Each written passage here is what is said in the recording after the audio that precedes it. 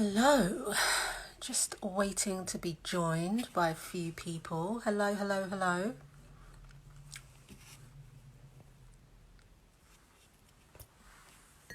Hey, hi.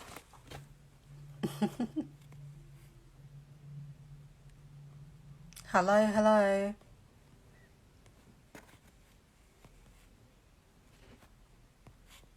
Just writing, I'm just pinning the title, so bear with me. Hello, Snoozy G.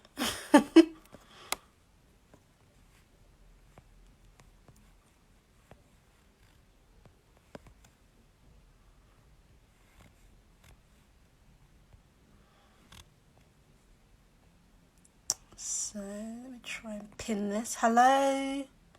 Oh, no one wants to see that. Oh, god damn it. No one wants to see all my books. Ah, there you go.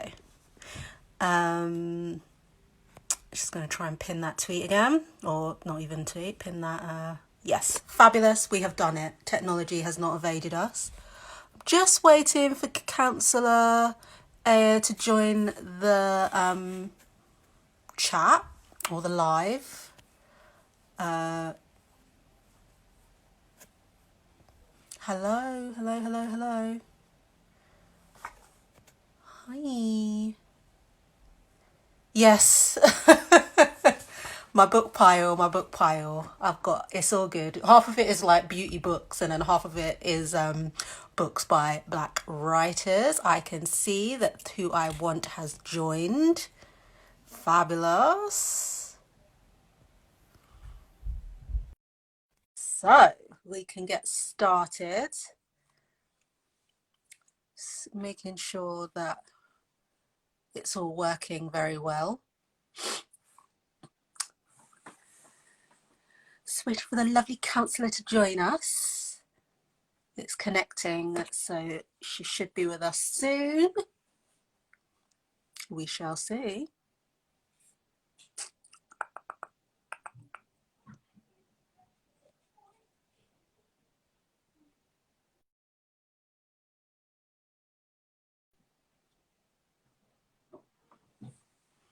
So welcome to this lovely live. What? Hello, hello, hello, hello. Hello, Tina. I was so worried about that Instagram crashed on me. I was like, this doesn't bode well. Oh no, it's fine, it's fine. It's very slow. But we've done a few of these now, and yeah, it does take some getting used to, especially during quarantine because everybody's on live. Everyone's got Yeah, something to say. So it's like, excuse that's me, great. my turn.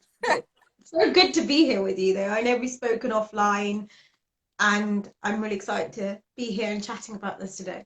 Okay, so I'm just going to let everybody know that today we're going to be talking about what it takes or what you need to do to become a councillor or a magistrate. So just basically being an active member of government and within the community. I know that with everything that's been going on with Black Lives Matter, that a lot of people have been feeling quite frustrated because I Mm. feel like we're continuously having the same discussions and nothing seems to change. So what I wanted to do was to come on here and do something a little bit different from what I usually do. We're not talking about hair, we're not talking about makeup, we're not talking about clothes.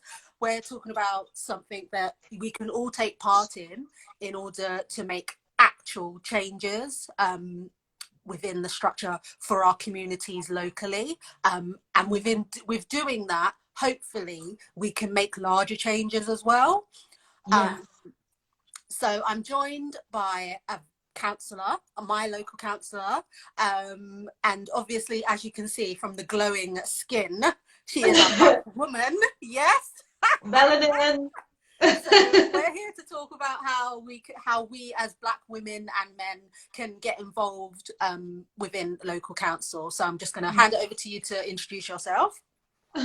Well, thank you for the introduction, Gina. So yeah, I am a local councillor. I'm a councillor for Caversham in Reading Borough. I've actually been elected since May last year. So I've been a baby councillor. I've been there for a year and a bit now. I want to talk to you about how to become a councillor, why it's important, and also just little bits of advice that will help you in your journey if you do choose to go ahead with this. I've had a really, really interesting experience. I've grown as a person and really felt I've had the capacity to influence. So, for example, as a councillor, I sit on committees, and that's how you get to influence change as well as doing community activities. So, I'll break it down. I sit on planning, and planning is a quasi-judicial council committee. So that means that it's basically non-political, and councillors who sit on planning get to influence what gets built and what doesn't get built in that community. And that might seem on the surface, okay, yeah, sure, I don't want that building, I do want that building, but it actually has a huge amount to change communities. So if you're in a deprived community, things like ensuring the standard of the buildings you're getting and HMOs are up to scratch is like really critical for a community's well-being, their health. Things like the air quality, like challenging developers are saying the nitrogen dioxide is just not good enough and it has to be better because people's health are at risk. And these things all layer up, and they can create real inequality in society if they're not done right. So when you're on these committees, they're actually really important. And most people don't have a clue till they have to maybe put a planning application in for a house extension or something. They realize just how much their local council does. So like that's just one example of a committee and how it can actually influence change in your community. So stopping people from having bad health, maybe lobbying developers to do a better job and contribute more to the local environment, and maybe put more greenery, which makes it healthier and better for you. And that's just one committee I'm on, and how that influences our communities. So yeah, that's a one committee. So I mean, you can do a lot, but yes. Okay, that's really interesting, because I think a lot of people don't realize exactly what people can do, and also I don't think people realize how easy it is for everyday people to actually do this. You don't need to have a background in it. So I think it's like it'll be interesting to find out a little bit about your background and how why you decided to become a councillor. Okay, I'll tell you about my background, but I'm gonna challenge you to not get an idea that this is the only way to do it. Because for one, we want everyone to be represented in the community. So that means a variety of people. I mean, it's good that I'm in the room, but I don't reflect everyone. So it's important that we have that spectrum so that we're getting really good scrutiny, because we already know that the more diverse people we have in the room in terms of the way we think and our lived experience, the better the scrutiny, the better the policy. And I want us to be, getting that. So my background is I'm a chartered civil engineer. So you want to know all about my background? I guess I'll go from the very start. I was born in Kent. I lived abroad for about 10 years in Nigeria. That's where my family's from. That's where I'm ethnically from. That's my heritage. And I moved back to the UK in Eastbourne in Sussex. And I lived there till I went to university, where I studied a master's in civil engineering. I graduated and I came to Reading to work. And it's now 4 years on, and I've been in Reading, and it's now my home. So I wanted to represent it, and I wanted to make change. And the desire to make change has always been my why in everything I do. So since I was a little girl, in fact, I knew I was going to be an engineer since I was 9 years old, because I realized that that was a tool set that really could elicit transformative change in a community. And I thought, I want to be the kind of badass who can do that and bring change, uplift people from poverty, create infrastructure that's inclusive, and just do mind-blowing good stuff. So that's why I did that, and that was my first tool set. And I guess as I got involved in the communities, doing charity work at university, getting involved in the Labour Party as a student, I just wanted to keep progressing and finding new and new ways of adding value and really giving my highest contribution to my community and wider society. So that's my reasoning. I hope you find your why, because I think to be a counsellor, it's really important you know why you're doing it, because it is a time commitment. Some of the things that I get asked a lot is, what does a day in a counsellor look like? So I'm going to go over the basics. Anyone can be a counsellor. They're just a couple of things that you can't have gone to prison for more than a couple of years. You can't be currently bankrupt. And I mean, that's very negligible. Very few things can actually bar you from being a counsellor. You can be a counsellor like a party counsellor, which I am. I'm a Labour Party counsellor, Labour and Cooperative. Or you can be an independent. Those are all viable ways to do it. 95% of councillors tend to be party politicians, but you can do it other ways. And if you want to be a party politician, all you need to do is reach across to your local politicians in your area and the party you're interested in. Join the party, go speak to them. We're always looking for new blood. And there's a real opportunity in Reading right now. So in 2022, we have the all-out elections. And that means we have every single seat in Reading up for grabs. And this is an opportunity in light of Black Lives Matter and the movement. You want to make change, you need to be in the room where those decisions are being made. You need to be able to scrutinize it and give your views and add to that Yeah, diverse tapestry so that definitely. that policy really matters for you and your community. So really think about it. 2022, guys, start doing the work, reaching out to the right people, because I want to see you guys on the ballot paper. Cool. So, there was we were going to talk as well about becoming a magistrate, um, Yes.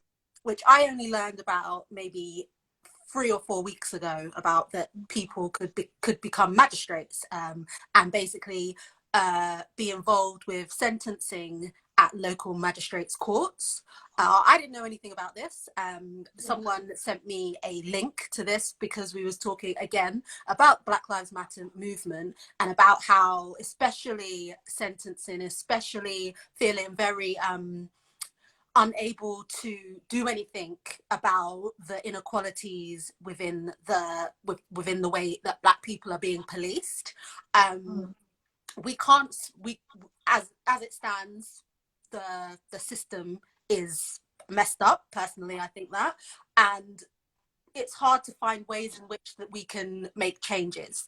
But that being a magistrate is a really important thing. We cannot change, I guess what I'm trying to say is we can't change stop and search. We can't change people being wrongly arrested, but we can make a difference when it comes to getting them a fair trial.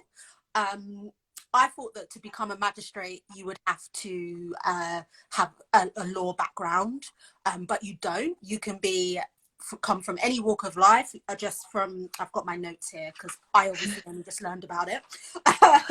So 18 to 70, male or female, any background. They're actively looking for people from the BAME community at the moment, because as it stands, a lot of magistrates are middle class, middle-aged men. So it would be an amazing thing to get a diverse view. And like you were saying, it's all about being in the room. If you don't have a diverse people in the room, then how are you supposed to make the changes? So you can become a magistrate. All you need to have is good character, understanding and communication, social awareness, maturity, and a sound temperament. I'm not in this at the moment. I'm getting Digging yourself I'm off. like, oh. Sound judgment and commitment and reliability. So it works out that it is 26 half days, so 12 to 13 days out of the year. It is an unpaid position, but if you think about the type of change that you can make, you can actually sit on the magistrates board, and you'll be able to have a say in sentencing and whether people get bail, how long people are imprisoned for, what their community service would be. So we see a lot of inequality within, especially with Black men going into the prison system. And if there was a more diverse board or a diverse magistrates, we'd be able to make those decisions, and we'd be able to not, obviously, like I'm saying, you have to have a good character, you have to be fair, and you can't just be letting all the Black people off. No, of course. No, I think it's really important that, we do meet that standard. I think a lot of people are pushing back with the Black Lives Movement because they think it's wanting an unfair advantage and not being competent for the role. But I know so many Black people are so competent. So, but I think it's important that we say it, so we don't seem to be pushing anyone just because of the color of their skin. It is important that you do meet the prerequisites for anything, and you're excellent. like black excellence. I want to keep seeing that, but it's important that you do push yourself forward, and we're not overly critical of ourselves and our communities, as we can be our worst enemy as well. Yeah. Get in that room and, throw your hat in the ring. And it's good to talk about all the change you want to elicit, but if you're not doing the work and giving that contribution and taking those days to make that change, then I think you've got to really watch yourself and question how you can advocate. I think this is important if you're not willing to do any action to make it better. Yeah, definitely. I think it's important to like these conversations that we're having now, to be able to share the options, because just like becoming a magistrate, and I posted about it on my I think you'd be great, by the way. And I absolutely and a majority of the people had no idea that it was something that they could do. And I think a lot of people don't realize that how simple it is once you get involved to even become a counsellor. I think a lot of people think that it's going to be that you need more than just being an upstanding member of your community. And I think a lot of these roles, that is exactly what you need to be, and most of us are good people who do good things within our community.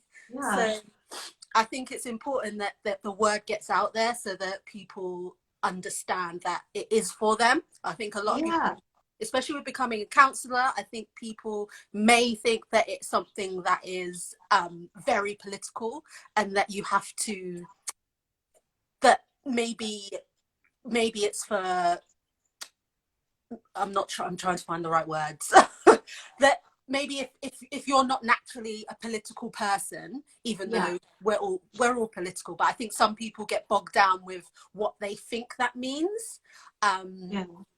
So if you want to talk, if you have an opinion on the healthcare system, you're political. If you have an opinion on the speed limits in your local community, you're political. Those things are all in the sphere of local government and national government. So, for example, as a councillor, we can lobby, we can actually implement better traffic management. There's just so many things that are in the remit, and they're not necessarily political things. They're things that will make change, but they're things that you notice if you live in a community. You're like, people are racing down that road and it's really dangerous for kids, and you like, I'm going to campaign against that. You're doing what a councillor would do. You're an activist. And is that political? That's political, but it's actually just doing what your common sense would tell you was necessary. So, okay, can you tell us a little bit more about what just to simplify it for people, what they can do to become a counsellor, what committees that they can sit on, and things like that. So I'm going to talk first about how the council works and the various committees there, and then I'm going to talk about the roles of a councillor, and then I'm going to talk finally about just do it, how to do it. So first, there are various types of council: district, borough, county, metropolitan, and unitary. And basically, they're all deemed local authorities. And there are parish and also town councils, which are smaller because they have a smaller geographical area. But they're all local authorities where you can apply to be a councillor at. And depending on your local authority, like in Reading, we have a range of services that we control. That's education, social services and health, housing and regeneration, waste collection, recycling, road and street lighting, arts, sports and culture, community, safety and crime reduction, environment, planning and regulation, tackling inequality and disadvantages to enable stable communities, taxing, spending and transport. Now that is a lot. That's a lot that you can get involved in and make change in. And when you are a councillor, you have to work with the council to figure out ways that you can achieve all these things within the council budget. Now, a lot of the activities I talked about are funded by local central government, but obviously that is reduced year on year with the current government cuts. So a lot of the work is done by collection of council tax, which we make as our main income as a council. And with that, in these committees, you then sit on them, and there are various roles. You can be a backbencher, which means maybe you sit on a committee but you don't have a role in it, and you're not a lead member. And a lead member means that you are a portfolio holder. So for any one of those things I mentioned, like transport or health or culture and art, you would be the lead member responsible for all that portfolio work. So you work with officers, but you lead because you're the one who's eventually, ultimately accountable and responsible for what happens there. So that's a lot of responsibility to be a front bencher. I'm currently not one. I'm vice chair of planning, and that has its own workload, because planning is one of the more work-intensive committees, I would say. You site visits, a lot of papers to read, and it's really important that you plugged in with the community and the issues. But that's the committees. And then when you are on a committee, what's your role? Your role is to provide overview and scrutiny. So you have to read your papers on a weekly basis. Usually councillors get a massive pack of all the committees they have coming up. A lot of reading. that's been delegating half a day and a weekend just to catch up on the paperwork and read everything. And then you get to give overview and scrutiny. So for the lead members who hold complete accountability for a portfolio, you get to challenge them when they bring it to the group and say, is that the right approach? Can we do this better? And help us get a better solution. Then on the committees, you get to really advocate on what's happening there. You get to challenge officers. You get to ensure that the work being done is up to the standards that we hold ourselves as a council and as individuals with character who sit there. You get to lobby on motions. So if you're a councillor and you're not a leading member, or you're in the opposition party, which means your party doesn't currently run that council, you can lobby for change. So for me, I'm really like a massive environmentalist. In fact, I was vegan for like 5-6 years just because of it. And one of the things that I wanted to get was wildflower biodiversity, and just to make the environment better. And I lobbied for that, and I started a plastic free Caversham group in the community. And I wrote a motion, and I worked with the lead member for that portfolio to push through. And now you'll see around Reading, we have these amazing wildlife virgins. So that's a year's worth of work, but that's all talking to people. So if you're good at talking to people, team working, bringing people alongside to see your vision, that's what it takes. And the person who's willing to do the work. And I'm sure lots of you have these characteristics from wherever you are, from your professional life. If you're a mum, you're managing kids, you can do this stuff. If you're good at time management and you're good at getting the job done and working with people to do that, then I say you have the skills to be a counsellor. So how to do that? Obviously, you can go the party way or the independent way. If you want to be a Labour councillor, the process is, so my process was, you apply, you have an application form, you go to an initial panel, and this is basically like a job interview. Like, you dress smart, you try your best, they ask you some questions like, why do you want to do this? What are you going to bring to this? And obviously more challenging questions also. So do your homework, and then once you're selected by that group, you then become a panel candidate. And then all the various wards, so in Reading, I think we have 16 wards. Caversham is one of them that I represent now. So the wards get to select the candidates from the list with the statements, your application, who they might like to see. Then you get pulled to a ward selection. When you go to that ward selection, you have to prepare a speech. Honestly, at this point, it's worthwhile reaching out to the existing councillors, allergies, and they gave me some good advice about local issues in the community. I also did research. I also just went around, spent a lot of time in the community that I wanted to represent. So I only actually put myself forward for Caversham because I knew I was going to live there. It's where I want to be, and I wanted to represent the community that I love. So I did all the work about it to figure out all the issues, the past issues, planning issues, school issues, and then I started working and attending events with the MP, the councillors, once I'd been selected. But to be selected on that day, I gave a really good speech and I got asked a lot of questions. And the Labour members who were in the room then voted against all the various candidates. I think there were 5 at my selection for Caversham candidate, and then I got selected, because elections are later, and then after that I became officially the candidate. But the candidate then needs nominations in the wider area, not necessarily just the party, because I represent a party, and that means you have to go around Caversham, driving around or walking or cycling, to find people who are going to nominate you. So you need to have about 30 people who live in the ward that you want to represent, and say, we back her. And I got that, and then I was candidate. And then I had maybe, I don't know, I want to say 6 months to 9 months of just straight up campaigning. So I campaigned with the post office, I campaigned with the nursery schools because, there was risk of closure, the post office was being closed, and I just picked local issues that mattered to people, and I advocated, I did petitions, I raised hell, I I was asked so upset questions. about the post I office. raised hell. I mean, I worked on the period poverty campaign, which we now know has been so successful. And I just kept badgering the key issues that mattered to people to make a change there.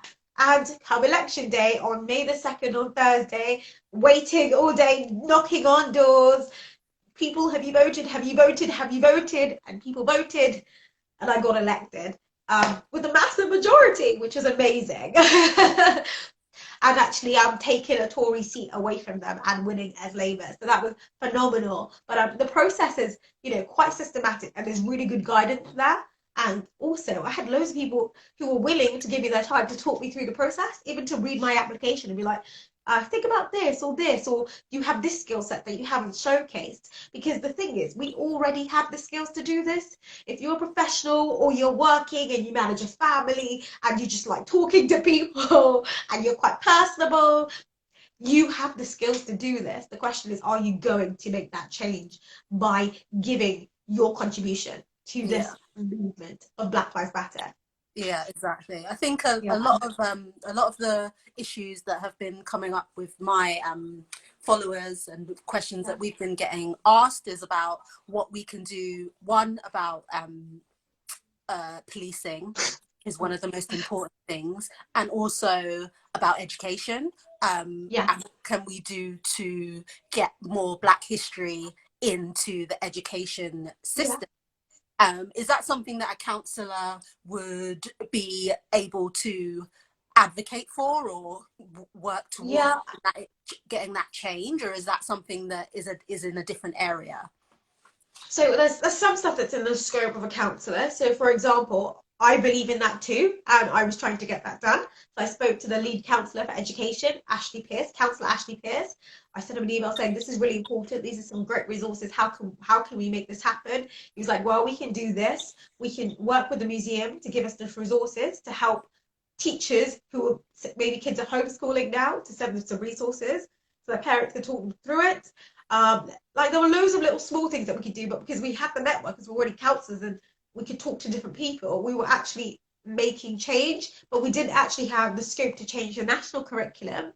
But on a local level, we were making change. And one of the things we're going forward into the future is going to schools and doing outreach as councillors, so people know that this is an opportunity available to them and it's for everyone. Because I think that we should all be more politically educated from a very young age. I think it makes all the world of difference for those who go for it and those who don't. Because if you hear it and it's part of your psyche and it's normal, there's a big difference that you'll think, well, yeah, sure, I could do this. They haven't got 3 heads. I haven't got 3 heads. I can do it.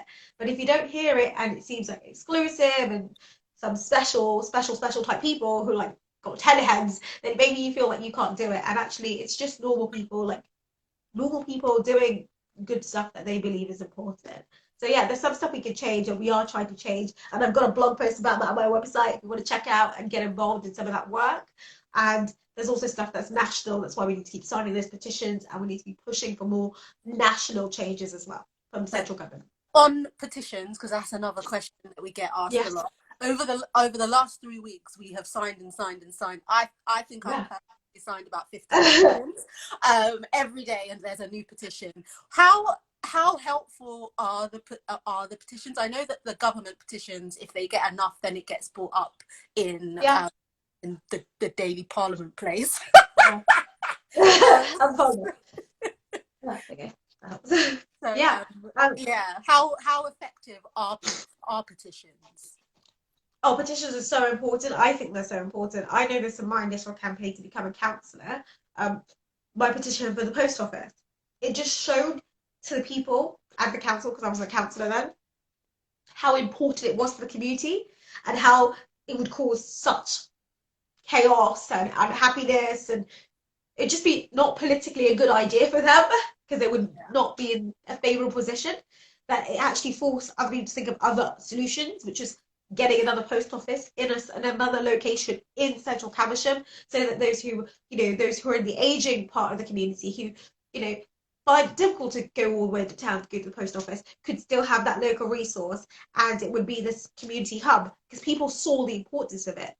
And people don't often know the importance. If I was a Lone Ranger campaigning for the post office, I'd say, I think it's important. My voice is important, but my voice is amplified when many of us come together. And that's what petitions do. They give that support. When I'm in the room, I said, I could present a petition and say, it has this many signatures. This many people care. I am backed to make this change. And that kind of gives you a mandate, especially as a non-elected person. A petition is like one of the biggest resources of saying, I actually have a reason to be saying this. I'm not just saying this because I'm a particularly awkward person who doesn't want to go to the town for a post office. I know that several other people, in fact, hundreds of other people, hundreds and hundreds of other people have the same issue. And that's what petitions do. They really bring it to the limelight. They make companies think differently. They make government, local and national, think differently because it's forcing their hand. It's making them say, oh, these are a demographic we're going to lose. These are groups of people that we're not going to be in favour with. So yeah, super important. Keep signing them. I keep signing them. I think they're all very, really important. So as a Black woman, how important is it to have a voice within the community, and especially maybe if you want to talk about the area that we live in, it's multicultural to a point, but it's very, you know, it's not London. I'm from London, so when I first moved to Reading, I moved to the Oxford Road, and that was kind of like not as much of a shock. And it's like, you know, I was like, okay, it's cool. There's plenty of Black people here. I'm good. I was like, all right, I can get a plant in. I'm fine. But then I moved to Caversham, where it's almost may only be a mile or two out of the city centre or the town centre, but it is a lot more, as we call it in London, country, isn't it? So Love the way you put things. If you live in areas like where we live, how important is it that we do have a voice? Because when it comes to living outside of London and outside of main cities like Manchester, Bradford, and bigger cities, that you genuinely are a minority. So yeah, how have you sort of dealt with that, with becoming a councillor? You made a really tough question there. So one of the things that was a tough question because, as you know, I represent Caversham, and Caversham is made up of 9,553 residents, right? And I could count on my hand how many of them are Black. So, and I probably know all of them. So in that sense, I'm not a Black councillor when I'm in Caversham. I'm a councillor who advocates for the issues of the more minority groups who aren't heard, and that doesn't mean just Black, that means social economics, that these issues are being ignored because they're just not the issues of the mainstream, or those who have the voice or understand how to lobby local government and really work with the councillors and get casework done aren't the ones who have the real issues or have issues. So it's about going out to those communities because I understand what it is, what it's like not to be heard or not to be represented. So in some ways, I think I see it more as an empathy for people who aren't being heard, because Caversham is supposedly an affluent place, but actually it's got some of the highest rates of childhood poverty. And that's because those people are not in plain sight and not talked about and not represented. And that's what I want to do. I represent everyone. When I was elected on that day, I'm councillor for every single person in Caversham, Black, white, I don't know, whoever, disabled, LGBTQ, whatever. I'm here to represent you. That's my job. But because of my own lived experience as a Black woman and maybe not always being heard or listened to, I understand that, and I reach out more to those communities because I understand the barriers that are there to those communities accessing real change. So if there is an issue in their community, or there's an issue with their tenancy or their landlord, or just lots of other issues that people face in their lives, often certain social economic groups, certain demographics feel really uncomfortable coming to complain or even coming to get help. So my job is to make it clearer to them that I'm available to them, and I guess with my empathetic approach, my more personality, I think that makes all the difference, because I seem like someone that's more approachable than what they were used to. I definitely think that people put off coming to. It's. I feel like councillor maybe is seen as an authority sort of figure, and that perhaps that people may be a little bit standoffish and may think actually this is not for me, because they might feel like. I feel sometimes we're all very happy to advocate and to push people, especially from the BAME community, into these areas and into these areas where, in many cases, they are going to be the only brown face in the room. The only, like I always say, I'm the only black girl in the room. So it's like, you know, not anymore, Gina. I know, not anymore. I was like, oh, you! It's like that Spider-Man. I know. Every time I see a black person in Waitrose or the co-op in Caversham, I'm like, hey friend, hey friend. There are a few of us where, but I feel like a lot of people, we push people into, well, not push them, but we try and get people to become councillors, to become magistrates, to get their foot into the door, to be a voice at the table, without really without caring enough about what that's going to be like for that person in that in that environment. So I had to clap that. That was fantastic. Because I think a lot of the time it is very hard being the only, and you either feel like you have to advocate for your whole race, or you feel like you have to be very careful what you say about people who come to you who are your race, because you don't want to be seen as to be given favoritism or to be in. It can get very murky, I feel, and I think that there seems to be, especially now, we want action and we want things to happen, but we don't have that system where we're protecting people from the microaggressions and the macroaggressions that can come, that they can be faced with, especially as being black people amongst a room full of white people, or a room full of people who don't look like them. So I think there's a lot to think about in regards to. I don't have a solution on that one. No, I don't think anyone does at the moment, and I think that solution will come when more people, where there is more in the room. Because when you don't represent your whole race, when you're not the only. Because we all have being black is a multifaceted experience. Exactly. So it's really important that, you know, there are black people who are really affluent and maybe have a different perspective. There are black people who aren't as affluent. There are black people who are Jamaican who have a completely different perspective. There are black people Nigerian like me with a different point of view. So I think it's so critical that you do have that diversity, and there isn't just homogenizing a group and having one person advocate for them, because that's a huge responsibility, and it also makes it very difficult to really be honest with your views, because you're almost doubly holding yourself back by the weight of holding your whole community's expectations, but also the weight of not being seen as aggressive and othering white people, saying you know, because after all you are in white spaces predominantly. That's not going to help you. I think that a lot of sorry, I've been distracted by a question, but I will get to that in a minute. I think a lot of people don't seem to realize that it takes more than one voice as well to be heard.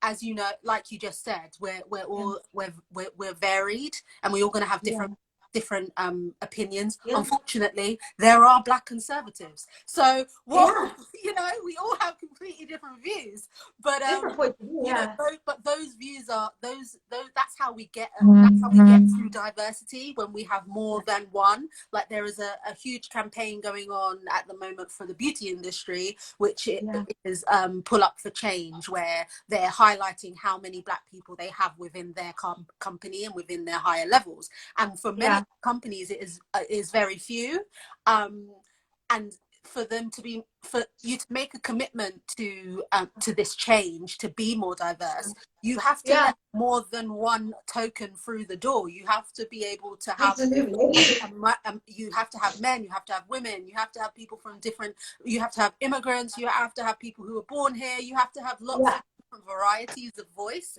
Absolutely. And I feel like a lot of the time, because there are only a few of us who tend to want to step forward and do these things, Yeah. and mostly out of the fact that others just don't know or don't think it's for them. Yeah. But it's the importance of getting involved will mean a lot Yeah. for other people who are already there getting involved. If Yes. there's more Absolutely. people, you know, trying to get their foot in the door and trying to Yeah. make their voice heard, we'd all be heard much louder and be amplified. And there is another action there to be more supportive of each other.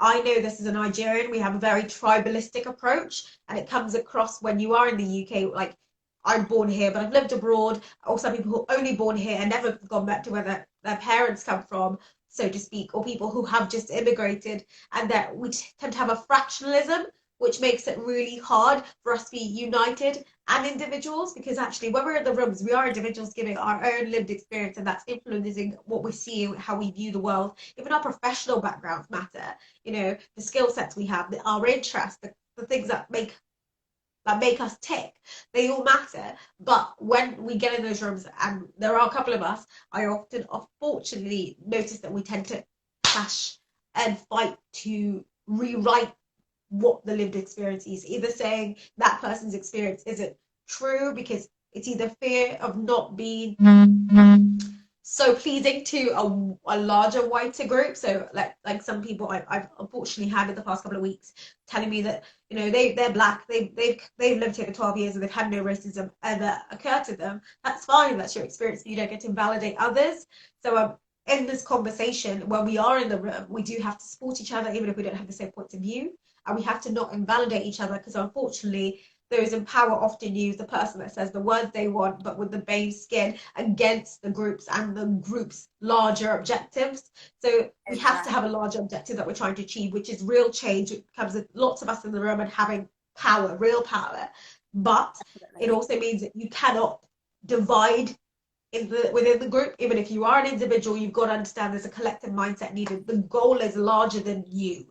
It's larger than all of us, and we don't get to pare that down for our individual promotion and escalation, because then you pull the ladder up and you stop other people from coming back and coming back in the room, and that lovely churning, which often in other demographics they do ensure that they have that pipeline, that there will always be their own people in the room lobbying for their own needs and the things that matter to their community. So don't do that. It's good to be in the room, but really support each other when you are there. Yeah, Please. definitely. I think that's important. Because I think I touched on this on another session about not really trusting people who want to be the only person in the village. You know, because there is a kind of cynicism to that sort of attitude when you want to be that person. And it's really important to think as a collective when we think broader. Just take away your personal lived experience when it comes to your community. I'm going to open up to a few questions. I know I've had a lady who has just said, I've just checked, and you have to have visited the magistrate's court twice in the last 12 months if you want to apply. That is actually on my notes. I do believe that is required. So before deciding whether or not to apply, you need to visit a magistrate's court to observe the magistrates at least once. It says here this is the official paperwork. So once, but they have made a call for Black, Asian, minority ethnic groups, or just Black people, and, you know, or people of color. They have made a call for people within the community to step up. So I believe that if you haven't visited a magistrate in the last 12 months, still apply, because I feel like they are going to, especially if you have all the other sets in the criteria, you're gonna be looked favorably along, because they want us to apply. This is very clear in everything that I've looked at. They want BAME people to apply for these positions because it's lacking. They know it's lacking diversity, and they want to change that, especially now. So if you haven't, and also it's area based, so there might not be any positions in your area to become a magistrate. So you're going to have to keep checking. but yeah, definitely don't be put off by any of the criteria, because the worst case scenario, you don't make it, but at the end of the Yeah, day, you need to just apply anyway. I don't think absolutely. there's anything going in my area at the moment, but I'm going to keep looking, and keep looking, and if anything comes up, then apply. It's an unpaid position, but you get expenses, Yeah. and it's basically 1 day a month, or 2 half days a month. So Okay. it's not a lot of time. So for those who maybe don't have the time to commit to being a counsellor, maybe being Yeah. a magistrate is something that they can look Yeah. to. That sounds like a good idea. At We least it's all, something you're making real change. so if We've anyone got has, loads of questions. yeah, if We anyone got other there, I think some people are agreeing with what you were just saying. um I think thanks, if guys. anyone has any questions while we go through because we're going to probably be on for the next 10 minutes. So if anyone Yeah, has any questions, because we have covered quite a lot already, but if anyone we has any really questions, have. please let us know. Yes. Someone has said, yes, multifaceted. Trying to explain that to my director was tough. I cannot speak for all this, but my lived experience and understanding is basically all I can say. So Yeah. basically agreeing with what you were saying. Another lady, if you go to Magistrates Advisory Committee, recruitment info, there is a Word doc that shows when. Oh, so this lady is telling us that if we go to the website, there'll Yeah. be a Word documentary. Oh, there'll be a Word document which will highlight all the areas that are looking for magistrates. I believe that's what she was saying. Oh, good. You're wearing a white top, so I can't see the questions very clearly. That's why I'm Oh, like sorry. squinting. Oh, you're seeing them against my top. I thought only I was seeing that. No, This is no, awesome. no. I'm learning a lot from this. How do you balance counsellor duties with a full-time job? So that's a really important Oh, question. that's really tough. It's one of the things I found hardest becoming a counsellor. Obviously, I work maybe 37 hours a week, sometimes maybe 40, 42, depending on what's happening on my projects and that kind of thing. And my counsellor role, some weeks could be 10 hours and some weeks could be, 30 hours, depending on what's happening.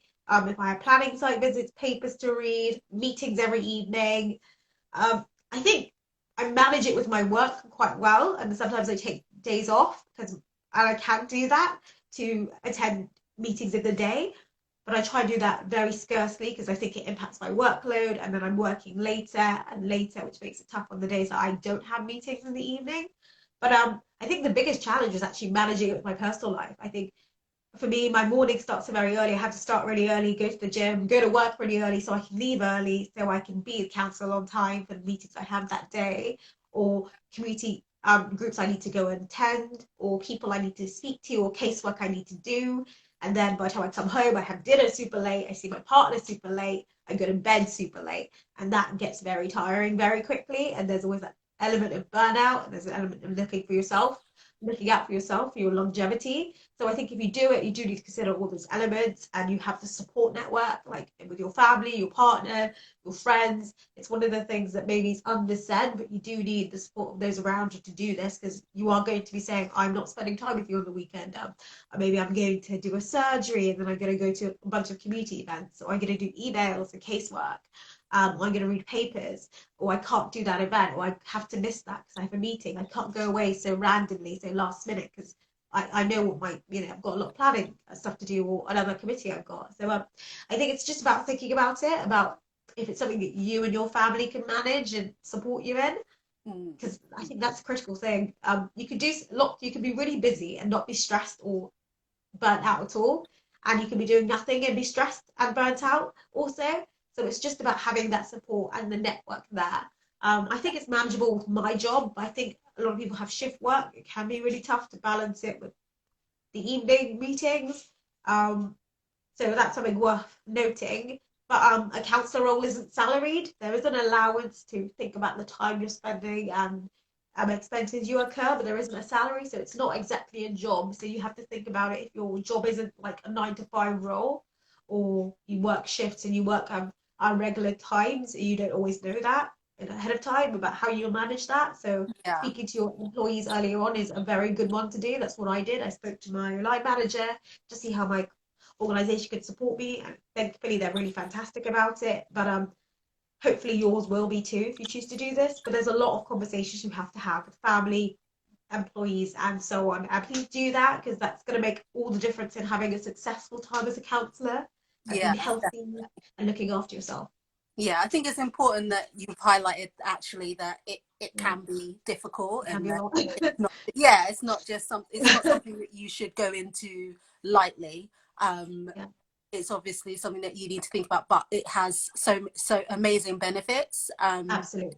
That you can really actually make those changes.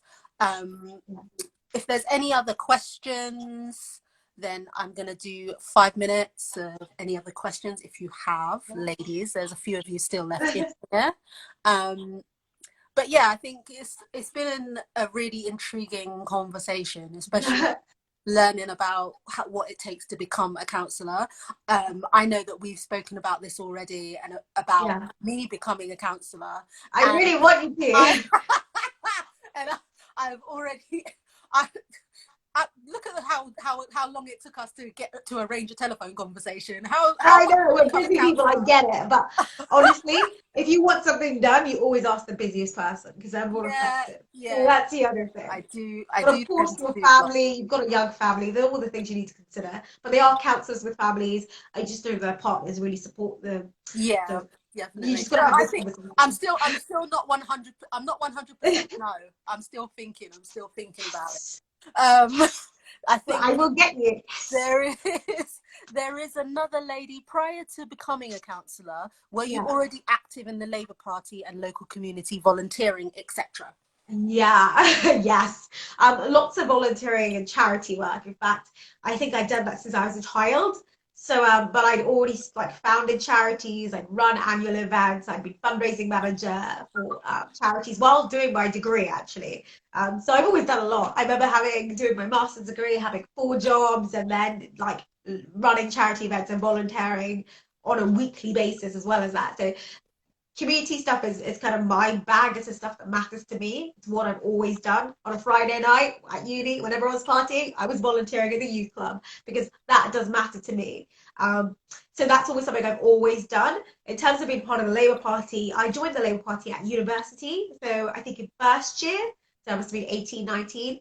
And then I really only really got that involved when I wasn't at uni, because I was already kind of saturated with my charity work, part-time work, and doing my degree in engineering.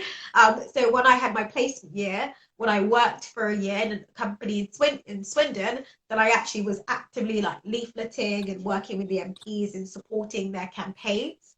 I think I let that lapse again when I went back to uni for my final year, my degree for my master's year, because that was a lot. 2 dissertations, just so much to do. And then when I left uni again, I was more active because I had that more bandwidth. So I think, obviously, I've been involved in the party. Well, I'm 27 now, so maybe 9 years. But my activism in the party has gone up and down based on what I'm doing in my life, as most people. And now I've made the decision to give it a lot more time to it and be a counsellor. So, because that's a phase in my life where I don't have kids, I can do that. So that's what I'm doing. I think it's definitely important for those who do go out and vote and support Labour year on year. And I have done so since I was able to vote. So from 18, I'm 37 now. So, yeah. You're 32. You do not look 30, I'll tell you that. I'm 37. Oh, wow. You look 12, so that's I thank you. Yes, I'm 37, darling. Oh God. It's that black melanin. It's amazing. I have no idea. It don't crack. Oh God. I'm not gonna lie. It's the Nigerian. So hey. So yeah, it's important that you do join the Labour Party if you can. I've only done so within the last year, even though I've been a very vocal supporter since I was 18. I feel there is, as much as sometimes I don't like what's going on, but there's no other option. I think I probably, I just can't. But it's important to actually join your party and become involved.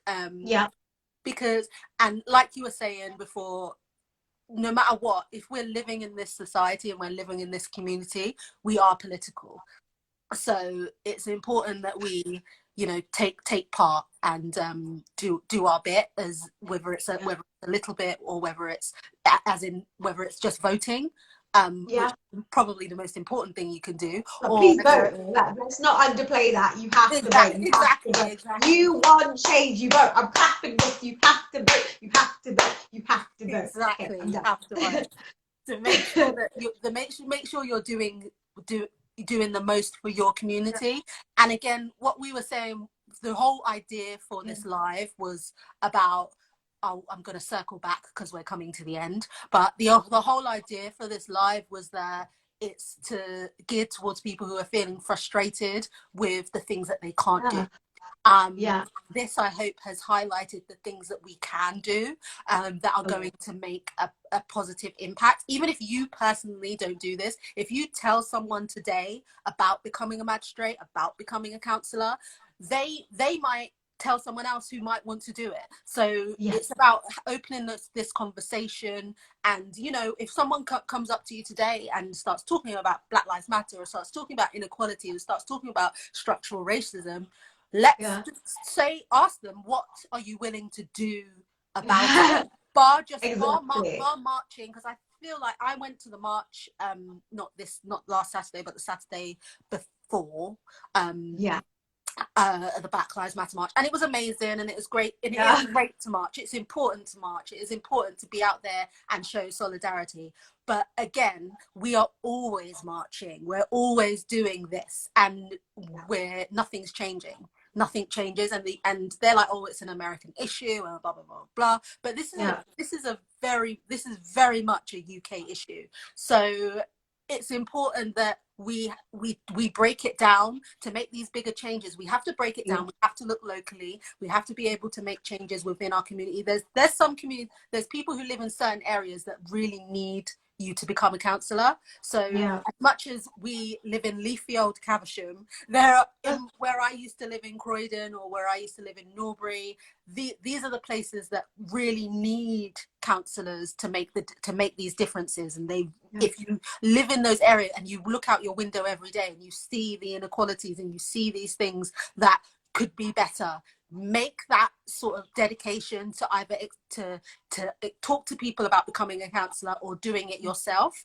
and become a magistrate, and, you know, make those changes now, so that we can make our life and our world a lot better. Absolutely.